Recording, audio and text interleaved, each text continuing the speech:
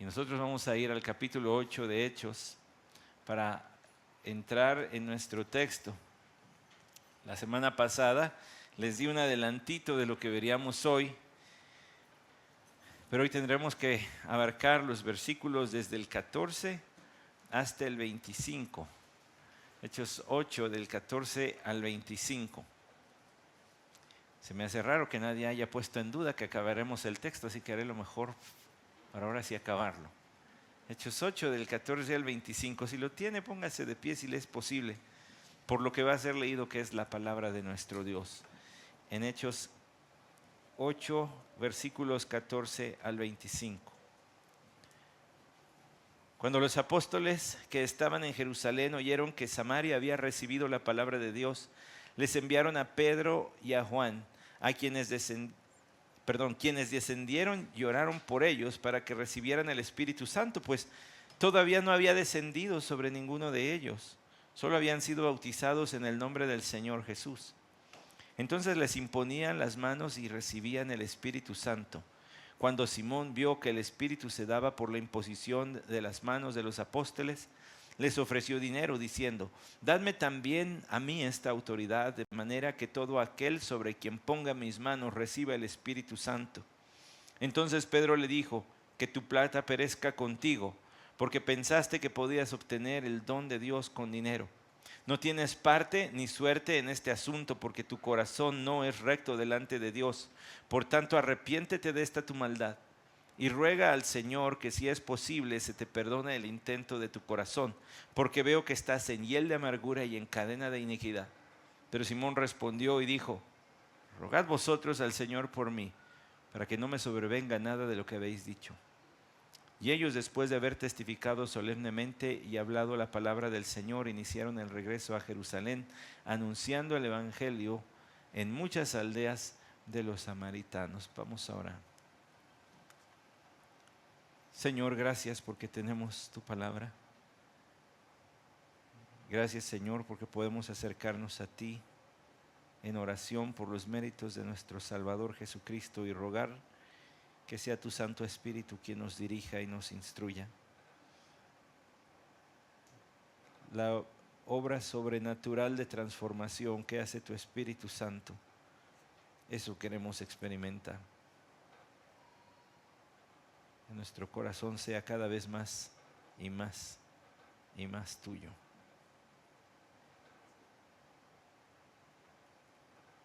Dirígenos, te lo rogamos. En nombre de Jesús, amén. Tome su lugar.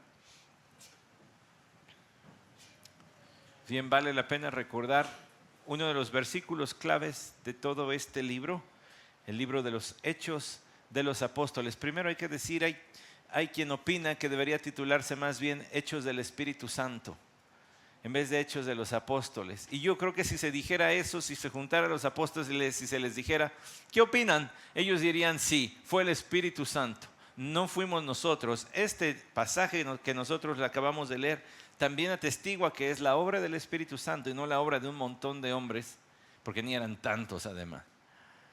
El texto clave, Hechos 1:8: pero me seréis testigos cuando haya venido sobre vosotros el Espíritu Santo, y me seréis testigos en Jerusalén, en Judea, en Samaria y hasta lo último de la tierra.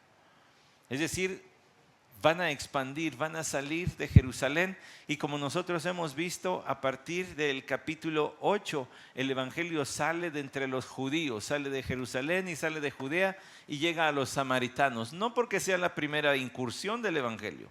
Nuestro Señor Jesucristo, según relata Juan capítulo 4, ya había ido a Samaria. El propio evangelio, la propia palabra encarnada de Dios, Cristo Jesús, había estado en territorio samaritano. Sin embargo, los apóstoles como enviados no. ¿Hasta cuándo? Hasta que Felipe llevó el evangelio para allá. Los cristianos como tales no habían llegado allá hasta el capítulo 8 de Hechos. Ya han pasado varios años de la muerte y resurrección de nuestro Señor Jesucristo. Ya cobró su primer vida no el evangelio, sino la persecución en Esteban. Ya han tenido que salir, para este punto en el que estamos en el libro de los Hechos, ya han tenido que salir huyendo los cristianos de Jerusalén y de Judea, y han llegado hasta Samaria, y allá Felipe, uno de estos mencionados en el capítulo 6, conocidos como diáconos, Dios le ha estado usando en el capítulo 8 mucho. De modo que un hombre que menciona el versículo 9 del capítulo 8, y cierto hombre llamado Simón, hacía tiempo que estaba ejerciendo la magia en la ciudad y asombrando a la gente de Samaria, pretendiendo ser un gran personaje. Tanto así que dice el versículo 10, la gente le apodaba el gran poder de Dios.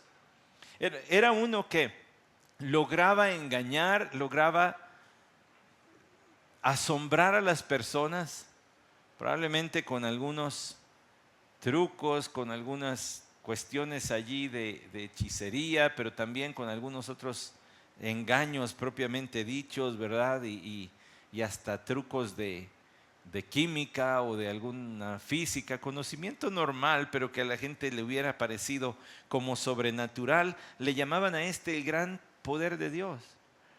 Y nosotros decíamos la semana pasada que en su relato, Lucas dice, bueno, aún Simón creyó en el versículo 13, pero luego el propio Lucas, con la misma pluma que escribió, aún Simón creyó, versículos más abajo, dice que no verdaderamente creyó. Que era una persona que se dejó deslumbrar, que resultó sorprendido por lo que vio, que quiso unirse a la algarabía, a toda la emoción de lo que estaba ocurriendo en aquella ciudad de los samaritanos, pero que no era un verdadero creyente. Mire, hay tantos lugares desde donde nos podemos plantar y observar este texto. Aquellos que han llevado clases de predicación conmigo en el cafeteo o en el seminario recordarán, hay tantos principios universales que pueden brotar de un mismo pasaje. Es decir, enseñanzas sobre las cuales uno puede hacer girar toda una predicación. Le enumero algunas de ellas. Por supuesto que se tiene que hablar del Espíritu Santo. Si aquí hay un grupo de personas creyentes que no han recibido el Espíritu Santo hasta que viene alguien más y les impone manos, eso necesita aclaración. Pero también se puede hablar de una fe verdadera y una fe falsa. Los samaritanos, verdaderos creyentes, un falso creyente como este Simón, y luego otro verdadero creyente como el que se menciona en el versículo 27, un eunuco etíope al que Felipe es enviado y es un verdadero creyente. Hace algunos años tuvimos un amigo predicador invitado, ¿se acuerdan? David Girdo, de origen etíope. Y ellos cuentan con mucha alegría esta historia. El inicio de mi fe está en Hechos 8, porque ahí llegó el evangelio a Etiopía. Entonces escuche eso, porque además en el capítulo 8 hay un ganchito de cómo el evangelio va a llegar hasta el final de la tierra, y en el capítulo 9 Dios recluta al principal predicador que va a llevar el evangelio a otras naciones, Saulo de Tarso, mejor conocido como el apóstol Pablo. Hay mucho que decir aquí. También nosotros podríamos ir a las diferentes formas en que Pedro se refiere a Simón. Vio que Simón dice, denme de este poder, ¿cuánto cuesta que yo imponga manos y la gente reciba el Espíritu Santo? Y Pedro le dice, perezca tu dinero contigo. Versículo 21, no tienes parte ni suerte en este asunto, tu corazón no es recto delante de Dios. 22, arrepiéntete de esta maldad, ruega al Señor, si es posible se te perdone. Versículo 23, estás en hiel de amargura y en cadena de iniquidad. Le acomoda una lista de pecados. Todo esto estás cometiendo y ni siquiera te has dado cuenta. Y luego ellos también testifican solemnemente en el versículo 25 la palabra del Señor. Entonces podríamos hablar de verdaderos creyentes, podríamos hablar del Espíritu Santo, podríamos hablar de falsos creyentes, podríamos hablar también de el castigo por el pecado, hay martirología allí. Podríamos hablar del Evangelio avanzando en el versículo 25, etcétera, etcétera.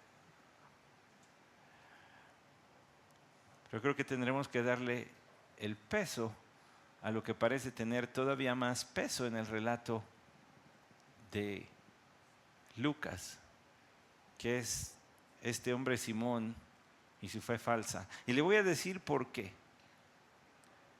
Porque no fue sino hasta principios del siglo pasado cuando el cristianismo empezó a cuestionar si el Espíritu Santo era enviado por Dios al momento de creer una persona o después.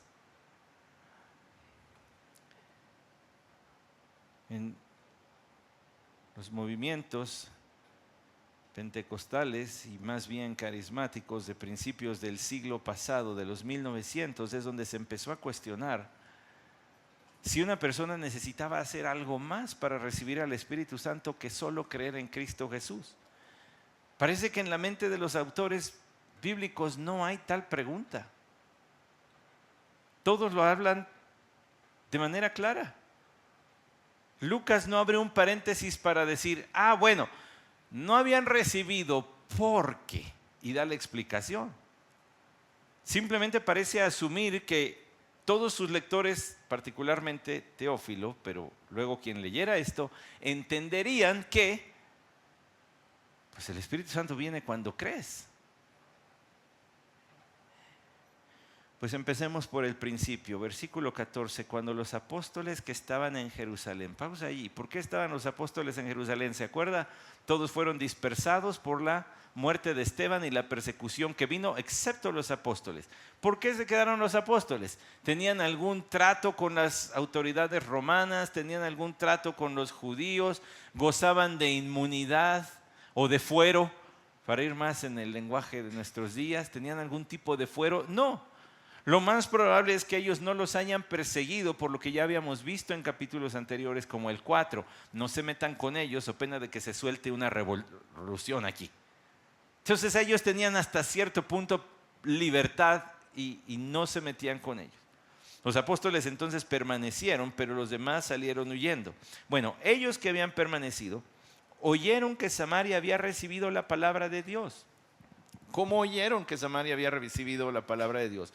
Bueno, aunque entre judíos y samaritanos no se llevaban, de todas maneras había paso y había también mercadería. Entonces, de alguna manera, les llegaron noticias. Alguien ya fue y predicó allá. Sabemos que es Felipe. Tal vez ellos les dijeron, pues allá anda Felipe y está arrasando.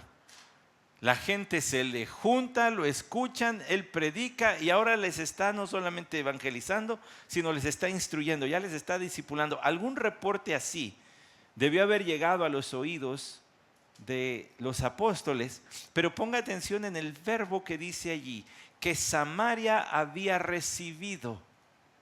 Esa palabra recibido también está más abajo mencionada.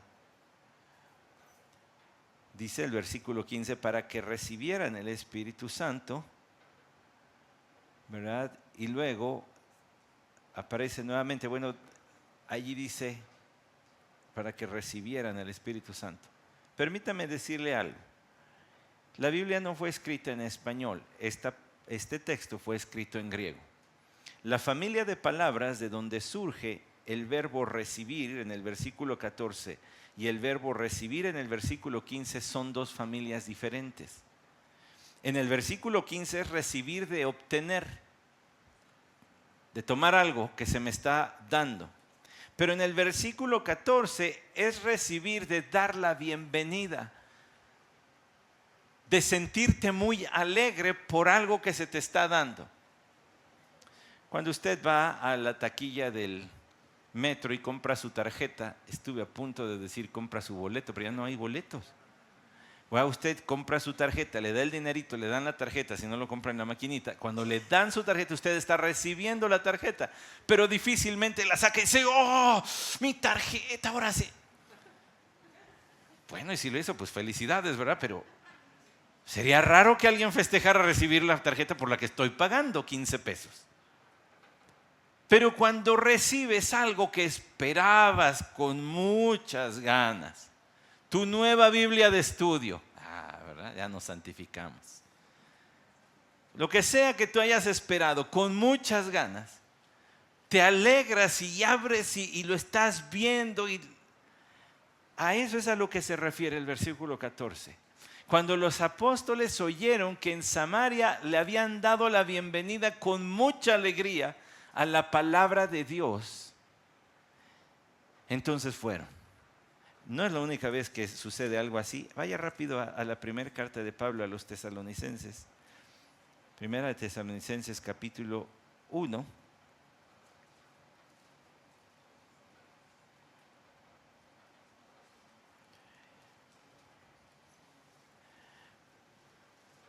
Versículos 4 al 5, sabiendo, hermanos amados de Dios, su elección de vosotros, pues nuestro evangelio no vino a vosotros solamente en palabras, sino también en poder y en el Espíritu Santo, y con plena convicción, como sabéis qué clase de personas demostramos ser entre vosotros por amor a vosotros. Y vosotros vinisteis a ser imitadores de nosotros y del Señor, habiendo recibido la palabra en medio de mucha tribulación, con el gozo del Espíritu Santo. Recibir la palabra con alegría. Fue lo que escucharon los apóstoles. Es decir, tal vez les llegaron otros reportes de, pues allá predicaron, pero no pasó nada. Pero en esta ciudad de Samaria sí recibieron con alegría, y entonces les enviaron a Pedro y a Juan. Y aquí viene otra de las cosas que yo le puedo decir que podríamos hablar aquí. A ver, haga memoria. Juan, Samaria. ¿No les suena conocido el asunto? Quienes ya hicieron memoria hasta hicieron así de, sí es cierto. Regrésese al Evangelio de Lucas, mismo autor que el Evangelio de Hechos. Evangelio de Lucas, capítulo 9, versículo 52. Y envió mensajeros delante de él, este es el Señor Jesús, y ellos fueron y entraron en una aldea de los samaritanos para hacerle preparativos, pero no le recibieron porque sabía que había determinado ir a Jerusalén. Al ver esto, sus discípulos Jacobo y Juan dijeron: Señor, ¿quieres que mandemos que descienda fuego del cielo y los consuma? Pero él volviéndose los reprendió y dijo: vosotros no sabéis de qué espíritu sois, porque el Hijo del Hombre no ha venido para destruir las almas de los hombres, sino para salvarlas. Y se fueron a otra aldea. Ya relacionó a Juan con aquella ocasión en que los samaritanos dijeron: por aquí no pasan ni ustedes ni su maestro. Y estos, en un arranque de celo por el Señor: Señor, tú dinos, oramos y cae fuego del cielo. Como Sodoma y Gomorra. Los destruye, Señor, aquí. Yo no me imagino lo que ha de haber sido que Juan escuchara. En Samaria recibieron la palabra con gozo. Vas, Juan. Qué pena.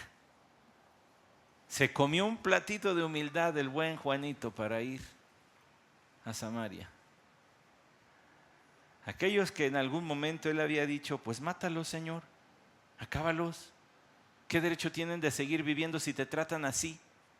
De una vez, consúmelos. Es más, yo oro.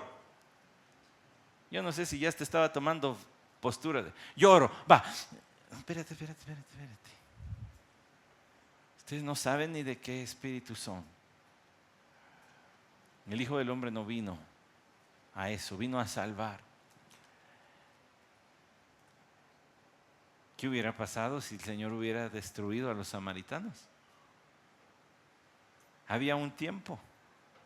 Ahora, el Señor, siendo Señor del cielo y de la tierra, podía haber forzado su camino a través de Samaria y predicar, y si se hubieran convertido, si Él hubiera querido, sí o no. Pues sí, pero no era el tiempo.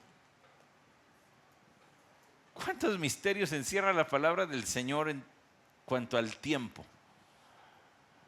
No era el tiempo. Él lo pudo haber hecho. Podían haber escuchado la propia palabra de Dios de la boca del Hijo de Dios, pero no lo hizo. No era el tiempo. Había que esperar. Y hablando de esperar, es que eso nos va a ayudar a entender el resto. Versículo 15: quienes descendieron y oraron por ellos para que recibieran el Espíritu Santo, pues todavía no había descendido sobre ninguno de ellos, solo habían sido bautizados en el nombre del Señor Jesús. No es poca cosa.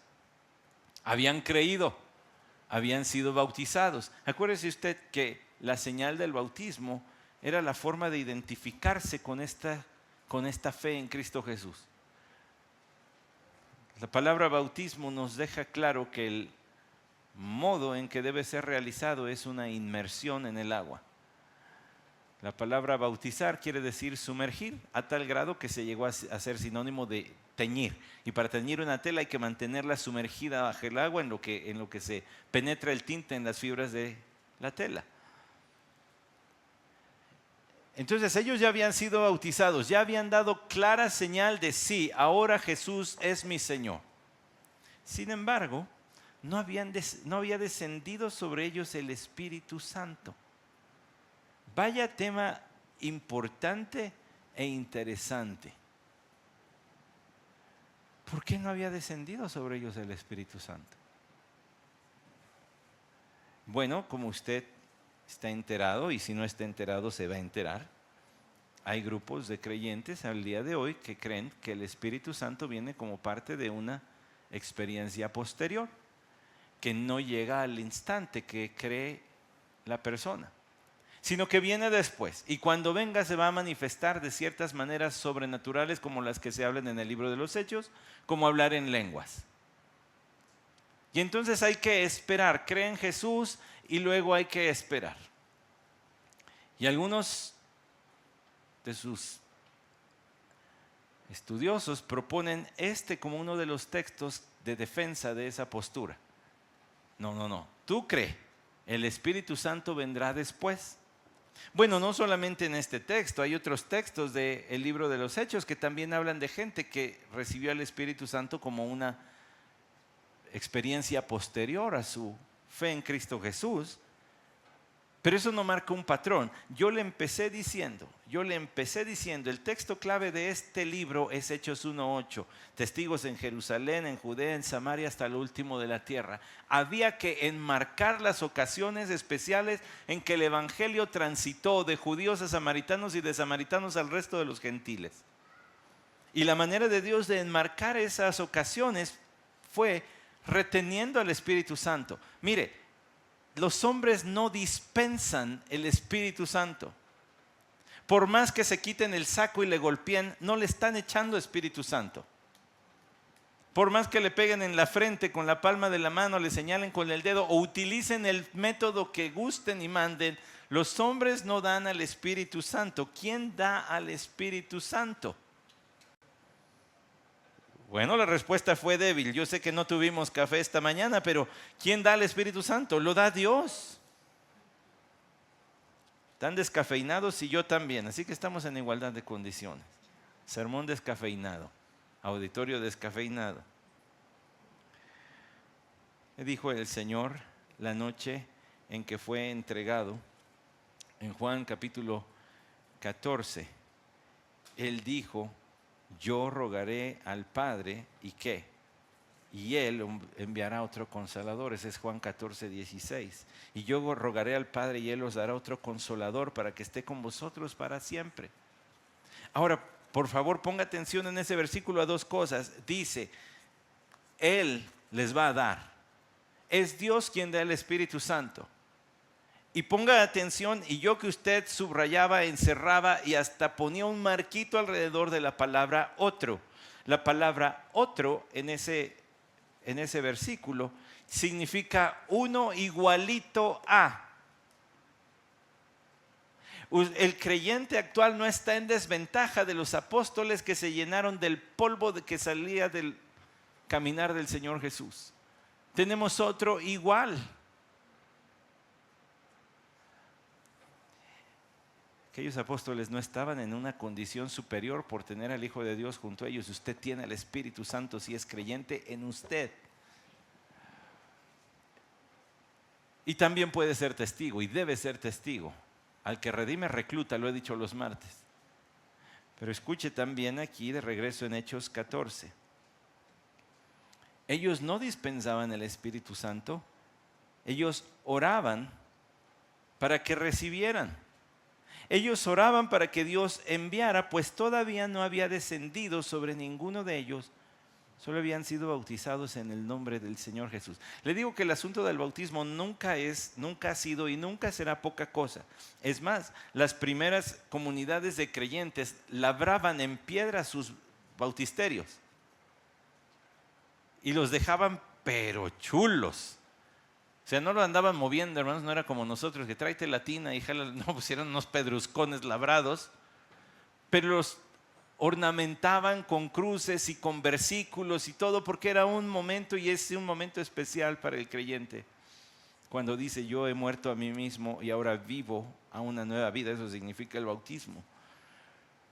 Pero estos, dice, no habían recibido al Espíritu Santo, habían sido bautizados en el nombre de Jesús, es decir, se identificaban al Señor Jesucristo como su Salvador, claramente, como su Señor, claramente, pero no habían recibido al Espíritu Santo. Y la gran pregunta es, ¿por qué? ¿Por qué Dios había retenido su Espíritu? Si es Dios quien lo da, entonces, ¿por qué Dios no lo había dado a ellos? Bueno, hago un poquito de historia. Los samaritanos eran la descendencia de judíos que se mezclaron con otras naciones. Entonces eran un pueblo mixto, lo cual para los judíos era, ustedes también ya son impuros. Los samaritanos creían en la ley y nada más. Los primeros 5 libros del Antiguo Testamento, y no creían en lo demás. Entonces para los judíos era menospreciar también parte del canon bíblico. Bueno, tal vez no le llamaban bíblico, pero del canon que Dios les había dado, de la revelación de Dios. Y entonces decían, ustedes son impuros por raza y son impuros porque tienen medio mensaje, no creen todo lo que deben creer. Y eran despreciados y eran considerados inferiores, como perros, como los gentiles en general.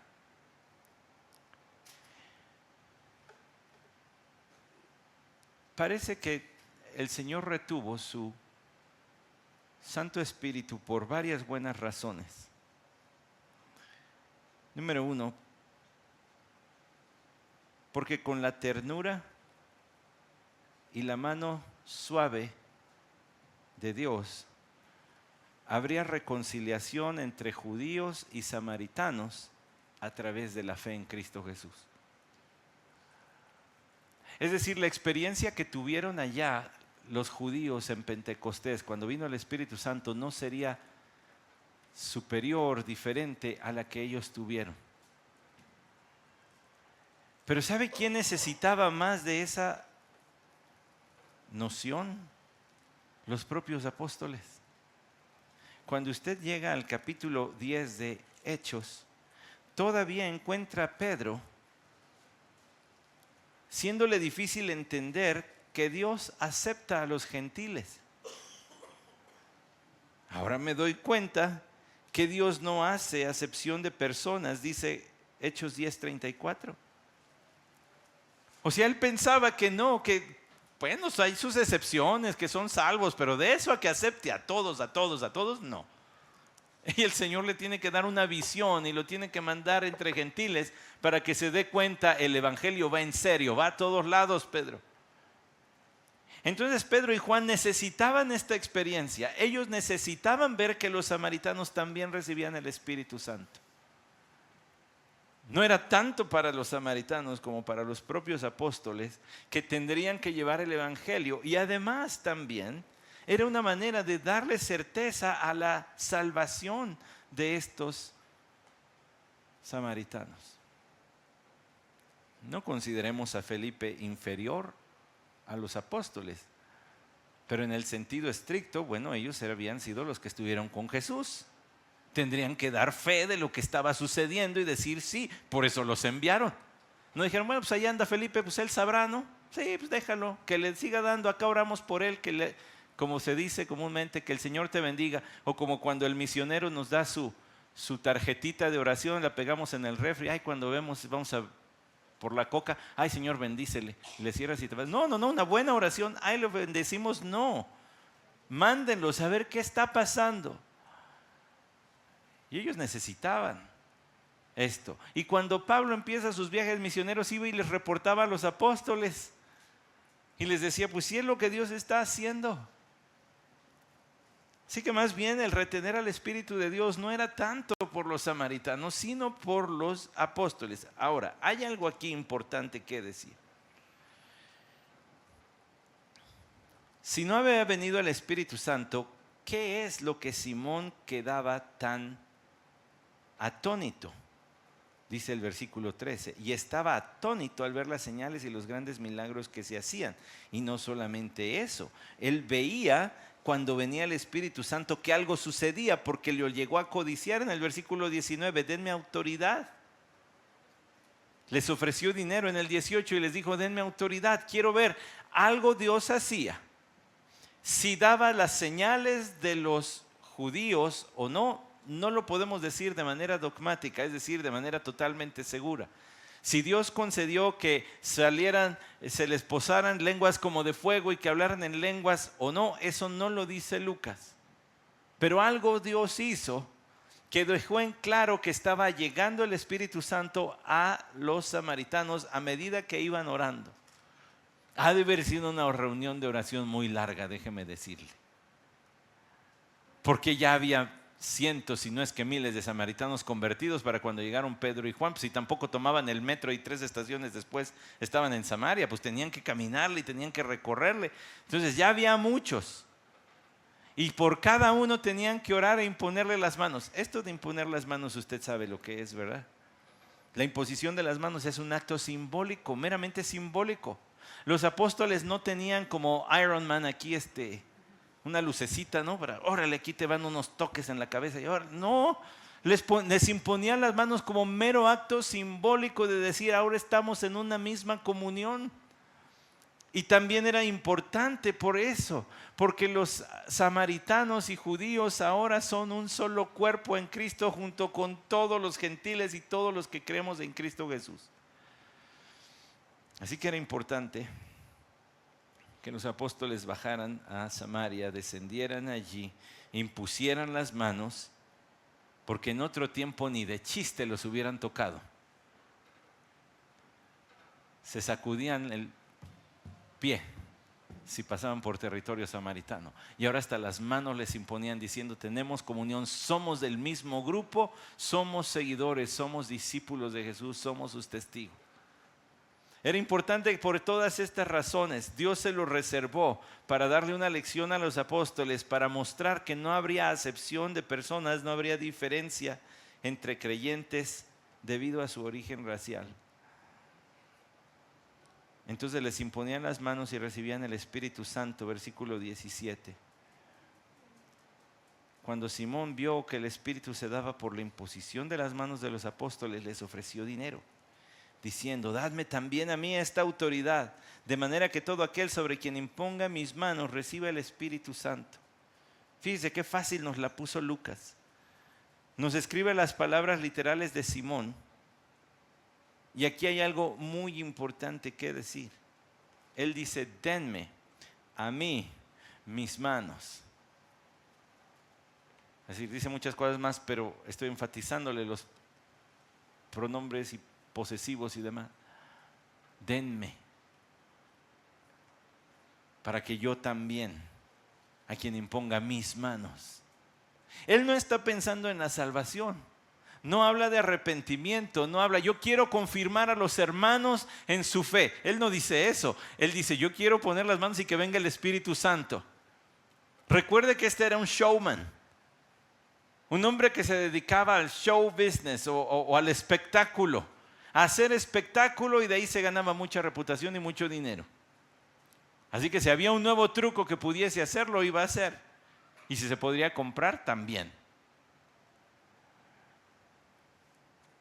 La respuesta de Pedro es bien contundente y dura. Pero así tenía que ser. Porque un hombre de tanta influencia bien podía haber permeado a otros con su idea. Y permítame decirle algo. De acuerdo a varios comentaristas, no solamente Simón quedó en la historia aquí, sino que se llegó a hablar del simonizar, querer obtener beneficios o tener acceso a privilegios espirituales por medio del dinero. ¿Sabe cuándo se volvió popular la frase simonizar? En el siglo III. Y si no sabe qué sucedió en el siglo III, el pastor Isaac le puede dar una clase amplia de un hombre llamado Constantino, que oficializó el cristianismo como la religión del imperio, no porque tuviera intereses en Dios y en las cosas de Dios, sino porque los cristianos eran aproximadamente 1 de cada 2, es decir, el 50% de la población del imperio romano ya era cristiana para el siglo III. Y para evitar que hubiese una revuelta, entonces dijo, pues vamos a cancelar las otras religiones y vamos a imponer el cristianismo como la religión oficial del imperio romano. Entonces los templos que son otros dioses ahora son templos para Jehová Dios. Y todos los sacerdotes de otras religiones ahora los vamos a nombrar pastores cristianos. Y entonces se empezó a acceder a esos puestos y a esos cargos por medio de dinero, a comprar el pastorado de una iglesia, y allí se hizo común la frase simonizar, el que quiso comprar. No solo eso, los historiadores también hablan de simonizar en los años previos a la Reforma Protestante, cuando la Iglesia Católica vendía indulgencias, vendía los perdones. Cómprale un perdón para tu familiar que ya está en el purgatorio para que salga más rápido, y así vamos a construir la Basílica de San Pedro. Simonizando. Bueno, permítame también comentar lo siguiente acerca de esto. Dicen, sin quererlo poner como parábola ni nada así, pero que el showman original, P.T. Barnum, del circo Barnum, algunos de ustedes han visto la película que se llama así, The Greatest Showman. En español no sé cómo haya salido, pero sí me la aprendí. Dicen que P.T. Barnum le envió una carta a un hombre en Inglaterra diciéndole: ¿cuánto cuesta que vengas a Estados Unidos? Y el hombre le respondió citándole Hechos 8:20, que tu plata perezca contigo porque pensaste que podías obtener el don de Dios con dinero.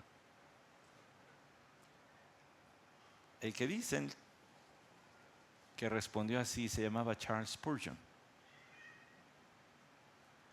y que lo quería traer para dar show.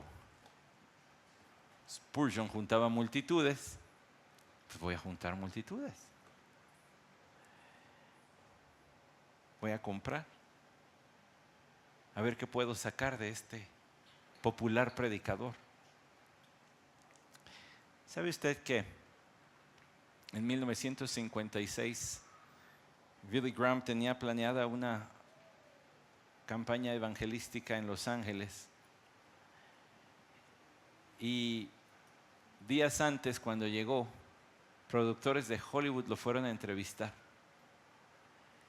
y le ofrecieron lo que en aquel tiempo era una millonada de dinero. Y le decían: es que eres muy guapo, serías una buena estrella de cine. ¿Sabes hablar? Serías una buena estrella de cine. Cosas que obviamente, como la historia nos dice, él rechazó. Y esa campaña de Los Ángeles fue el despegue de un ministerio de 70 años. Hay quien se ha querido comprar y hay a quien han querido comprar. Pedro le da una respuesta contundente. Había que cortar esa serpiente en la cabeza y había que enterrar la cabeza, como dicen que le hacen con las víboras de cascabel, ¿no? No puede usted cortarle la cabeza a la víbora y dejarla allí, porque si alguien pisa la cabeza, de todas maneras el veneno ahí va a estar. Entonces dicen, yo no sé, no crean que soy tan heroico, hermanos. Tengo amigos que sí andan en esas cosas. Si veo una serpiente, corro, yo no le corto la cabeza. Ahí se ven. Y espero que mi hija y mi esposa también sepan correr. No es cierto. Pero si le cortas la cabeza a la víbora de cascabel, tienes que enterrarla, dicen, porque puede ser peligroso. Bueno, Pedro sabía que había que cortarle la cabeza y de una vez enterrarla. Y note la respuesta que le da. Dice él, dadme de esta autoridad. Y Pedro le dijo, versículo 20, que perezca tu plata contigo. Tremenda palabra de Pedro allí. Que perezca tu dinero contigo. ¿Por qué le dice eso?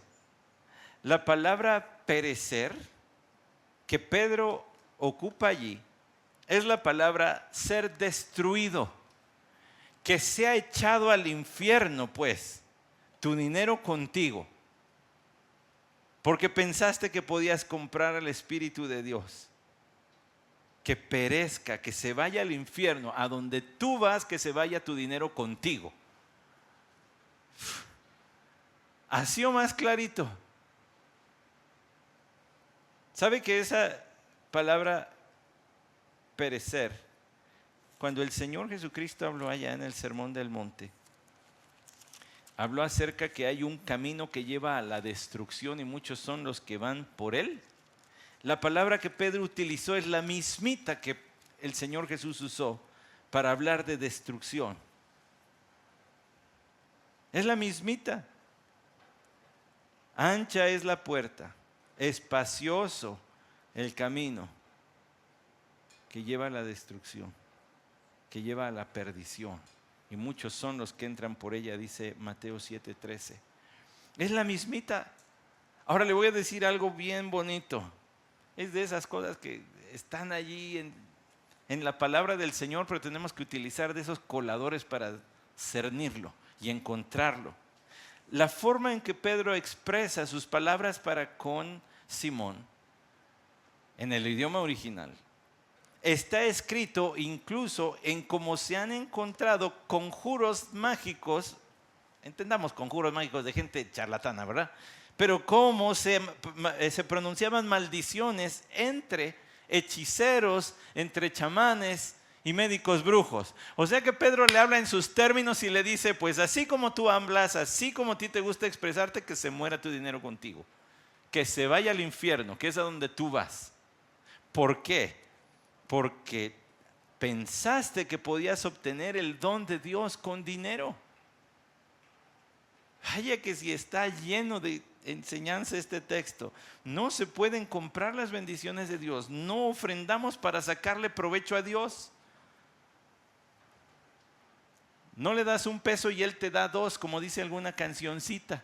Así no funciona. No es así. Ni tampoco como te dicen, siembra y vendrá la cosecha. Es tiempo de sembrar.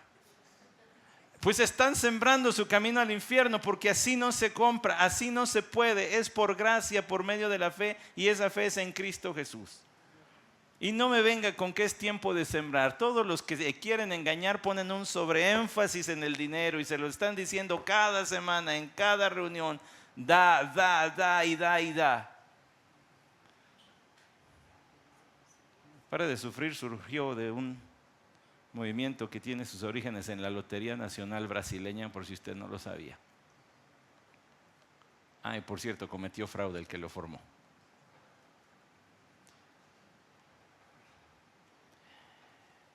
No se puede. Que perezca. Que perezca. No tienes parte ni suerte en este asunto. Fíjese qué manera tan bonita de Pedro de decirle, tú no tienes ni idea de lo que estás hablando, pero además no estás convidado en esto. Te sientes que eres de los nuestros, pero tu corazón no es recto delante de Dios. Yo no sé, hermanos, yo entiendo, ¿verdad?, que también el Espíritu de Dios a los apóstoles les revelaba cosas así directitas de este cuate trae esto. Me queda claro. Pero ¿qué otras cosas es? Digo, usando un poquito de imaginación y de lógica sin querer sacar muchas conjeturas, pero ¿qué cosas habrán observado en Simón, en su conducta? Que a lo mejor juntaban las ofrenditas y ahí estaba así como, mira, también hay varo aquí. Bueno, tal vez no decía varo, pero decía, también hay dinero aquí, mira, si hay cómo y vamos a ver. ¿Qué veían en Simón? O de plano fue una revelación de Dios a Pedro diciéndole, su corazón de este no es recto. ¿Sabe qué es lo que quiere decir corazón no recto? Es hipócrita. No es un corazón sin grietas. Tienes dos caras, das una cara aquí, das otra cara acá. Qué tremendas palabras de Pedro o del Señor a través de Pedro. Le dice en el versículo 22, por tanto arrepiéntete. El verbo arrepentirse, sí, momento técnico, aunque ya casi estamos por terminar y aunque venimos descafeinados todos, aguánteme este momento técnico, es súper importante. Arrepiéntete. La forma de conjugación en el idioma original es arrepiéntete en este mismo instante. No es arrepiéntete después. No es, ven, vamos a darte unos estudios de lo que es el arrepentimiento y luego vemos si te quieres arrepentir. Es ahorita, mano, porque la situación de tu corazón está mal. Es ya. Ahí es, hermanos, cuando usted toma el bat del evangelio y dice, es ahorita crees. Porque no tienes ni la vida comprada ni nada, así que es ya. El llamado del evangelio, el llamado de buena fe del evangelio, el llamado efectivo lo hace Dios, el llamado irresistible lo hace Dios, pero el creyente proclama en el llamado de buena fe a todos por igual. Cree en el Señor Jesucristo y serás salvo. Y Él le dice, arrepiéntete en este instante. Yo no sé si ya olía quemado, ya olía azufre del infierno este hombre que le dice, ya de una vez. Y ruega al Señor que si es posible se te perdone el intento de tu corazón. ¿No le extrañan esas palabras? El día que el Señor me recoge, hermanos, se acuerdan. El pastor Santi decía que había que leer la Biblia con lupa. ¿Por qué dice si es posible?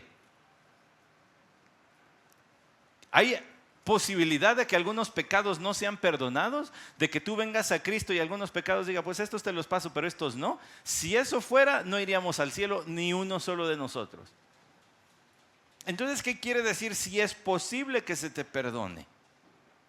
¿Qué significa ese si es posible? Hay que meterse allí y reflexionar y pensarle. Bueno, toda la Biblia nos apunta a que aquel que cree en Cristo Jesús, todos sus pecados le son perdonados. Todos. ¿En dónde yace la posibilidad? En la sinceridad con que se ruega ese perdón. Y este hombre era un hipócrita profesional. Era un buen actor. Tenía engañada a la gente, la tenía asombrada. Difícil para todos nosotros es lidiar con el corazón, puesto que es la cosa más engañosa que hay en este planeta, nuestro propio corazón. Pero luego, si te dedicas a mentir toda tu vida y de eso ganas, pues solo la obra del Espíritu de Dios puede romper ese patrón de mentira, de doble vida. Le dice, a ver si es posible. No porque Dios no pueda. ¿Me recuerda a alguien? No se espanten, no digan, ay, ¿seré yo, pastor? ¿No? Vi a algunos sudar frío, pero no. Me recuerda a Esaú. De Esaú se dicen palabras similares. Mirad que nadie deje de alcanzar la gracia de Dios, de que ninguna raíz de amargura brotando cause dificultades y por ella muchos sean contaminados, de que no haya ninguna persona inmoral ni profana. Ponga atención a los adjetivos para Esaú: inmoral y profano, como Esaú, que vendió su primogenitura por una comida. Escuche el siguiente versículo, ahorita le digo la cita. Porque sabéis que aún después, cuando quiso heredar la bendición, fue rechazado, pues no halló ocasión para el arrepentimiento, aunque lo buscó con lágrimas. Inmoral, pero profano. ¿Qué quiere decir? Bueno, inmoral se entiende porque además tuvo más de una esposa, pero profano quiere decir que no tenía respeto ni consideración por las cosas de Dios. Pues por eso dijo: ay, ¿yo para qué quiero eso? Ay, sí, tú dame el platito y llévate tú la primogenitura. No tenía respeto ni consideración. Pero dice de él que procuró el arrepentimiento con lágrimas. ¿Qué significa que lo procuró? Que por más que le hizo, nunca vio dónde estaba su mal. ¿Pero arrepentirme de qué? Ese es el problema con Simón. Si es posible, encuentres arrepentirte. Tú te sientes que estás bien. Es más, ya te uniste un ratito. Ya te sabes algunos himnos. Ya repites algunas palabras de Jesús. Si estuviera en nuestros días, ya te vistes bien los domingos, ya cargas una Biblia, ya pones el celular en modo callado cuando estás, compras en la mesa de hospitalidad, ofrendas. Pues sí, pero no estás arrepentido. Y ese es el problema. Empecemos por allí. A ver si es posible que se te perdone el intento de tu corazón. Su corazón no era recto, ya le dijo Pedro, pero es la segunda vez que le habla del corazón. De la abundancia de la boca habla, perdón, de la abundancia del corazón habla la boca. Dicen que los ojos son la ventana del alma. Bueno, está bien para las telenovelas, pero en términos bíblicos, la ventana del alma está en la boca, de lo que hablas. Por sus frutos los conoceréis. Por lo que haces, se ve dónde está tu alma, en qué posición con Dios estás. Y aquí le dijo Pedro, es el intento de tu corazón. Y usted sabe que en la Biblia se habla del corazón como la base de la voluntad. De los sentimientos se habla el estómago, ¿verdad? Se le removieron las entrañas, sería una traducción de compasión, pero pues si los judíos hubieran celebrado San Valentín, no colgarían corazones, sino colgarían tripas. El 14 de febrero. Pero el corazón no son los sentimientos, es la voluntad. Entonces Pedro le dice: en tu corazón estás mal, estás chueco, no eres recto, y además de tu corazón salió de lo más profundo. Versículo 23, porque veo que estás en hiel de amargura y en cadena de iniquidad. ¿Sabe que eso de hiel también podría traducirse como bilis? Usted sabe que la bilis es este líquido que secreta la vesícula y que ayuda en el proceso digestivo, deshaciendo, diluyendo, sería una mejor palabra, la grasa para que sea procesada y los nutrientes se queden, lo demás sea desechado. Pero es un líquido corrosivo. No le va a gustar a algunos lo que voy a decir, pero es algo así como la Valentina, pero orgánica. ¿Nunca se le ha roto la botella de Valentina? ¿Ya vio la mancha que deja en el piso? Que nunca se quita. Bueno, allá cada quien sus gustos, ¿verdad?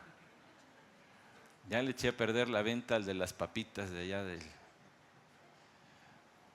Pero la bilis es corrosiva, quema, deshace. Le dice Pedro: estás en una hiel corrosiva, te estás carcomiendo, te estás deshaciendo. Podríamos decir esto de Simón, pero en realidad quien decide vivir en pecado está así. Fíjese, y en cadena de iniquidad. La palabra iniquidad, traducida aquí como iniquidad, es maldad. Es maldad. Pero lo que le está diciendo es, estás atado. Tienes las manos atadas al mal. Eres irremediablemente pecador y malo. No te puedes zafar de tu propia maldad. Voy a poner un ejemplo. Todas tus mentiras, Simón, te han atrapado y hoy tienes que seguir viviendo tus mentiras. Dicho sea de paso, el mentiroso tiene que tener muy buena memoria, si no al rato cae. Así que ¿para qué le sufre? Dé gloria a Dios diciendo siempre la verdad. Es más fácil que acordarse de las mentiras. ¿Quién sabe quién? Pero este era así, dice, estás atado. No te puedes zafar. En ningún, lo dije la semana pasada, en ningún lugar de la Biblia se habla de un verdadero creyente así. En ninguno se le dice que perezcas, vas a la destrucción, tú no tienes nada que ver con esto, tu corazón no es recto, arrepiéntete en este momento, ruega al Señor que te perdone, estás en hiel y estás atado por tus pecados. O sea que Simón no era un creyente. Y parece que el relato de Lucas apunta a poner el énfasis, el peso en ese hecho. No tanto en el asunto de la segunda experiencia para recibir al Espíritu Santo, y por eso lo pasamos también un poco rápido. El comentarista incluso no es lo más reformado que hay allá afuera, pero incluso Wayne Grudem dice, cuando quienes practican esto de la segunda ocasión, le dicen a las personas, te vas a aventar 40 días de ayunar de televisión y de radio y de revistas y de internet y vas a orar y vas a... Y al final de esos 40 días se nota cierto crecimiento, pues es lógico, no es que haya venido el Espíritu Santo, es que te estás dedicando al Señor, ¿cómo no vas a experimentar crecimiento? Pero no es que haya una segunda ocasión.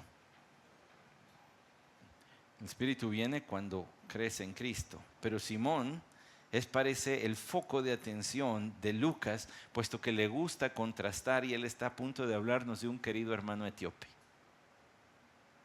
Y antes de llegar al querido hermano etíope, en el versículo 24 dice, pero Simón respondió y dijo, rogad vosotros al Señor por mí, para que no me sobrevenga nada de lo que habéis dicho.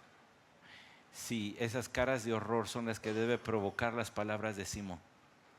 Porque él no estaba diciendo, tienen razón, estoy sucio y hasta percudido en mi corazón. Él estaba diciendo, no, nada más que Dios no me castigue. Ustedes están más cerca de Dios porque miren, hasta dispensan el Espíritu Santo. Oren ustedes por mí, para que no me castigue. No entendió nadita de nada.